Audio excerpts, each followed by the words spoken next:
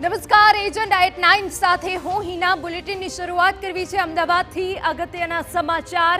Airport road પાસે આવેલી hotel tandoor પેલેસમાંથી મહિલાની લાશ મળી આવી છે. મૃતક મહિલાનું નામ નસરીન બાનુ હોવાનો ખુલાસો થયો છે.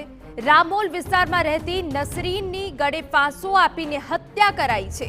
ચિંતન નામના યુવક સાથે હોટલમાં આવી હતી નસરીન.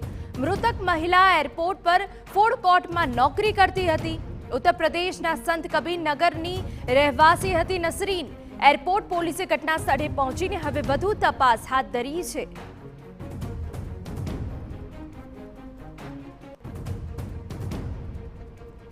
તંદૂર પેલેસ હોટલના મેનેજરનું નિવેદન આ બાબતે સામે આવ્યું.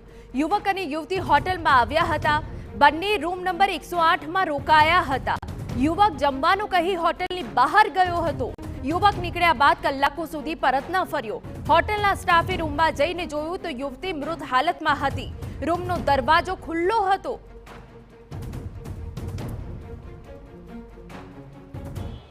ये मालूम नहीं ना, हमारे को नहीं मालूम ना। और जो युवक था वो कितने बजे यहाँ से निकला था? वो मालूम नहीं, वो शायद वो 2:20 या 3 बजे करीब निकला होगा। तो उसने क्या बोल के निकला? वो तो बोला मैं आता हूँ अभी बाहर जाके। बोला मैं बाहर जाके आता हूँ, मेरे को कुछ खाने का लेके आना है। आधार कार्ड दोनों हाँ लड़के के आधार कार्ड हाँ, चार सब है सब 20-22 साल से ऊपर है।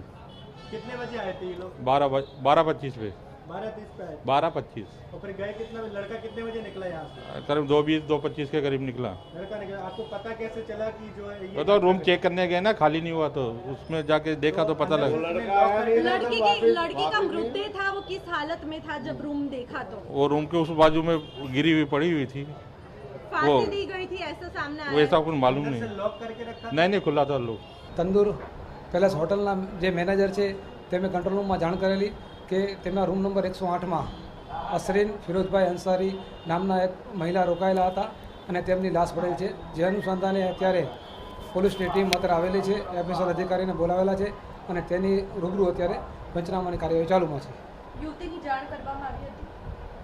યુવતીની યુવતી ક્યાં રહેતી હતી? યુવતીના પરિવારવાળાને જાણ કરવામાં આવી છે? યુવતીના પરિવારવાળાને જાણ કરવામાં આવેલી છે. એના ફાધર એના બ્રધરના એ લોકો અત્યારે હાજર છે અને આગળની કાર્યવાહી ચાલુમાં છે.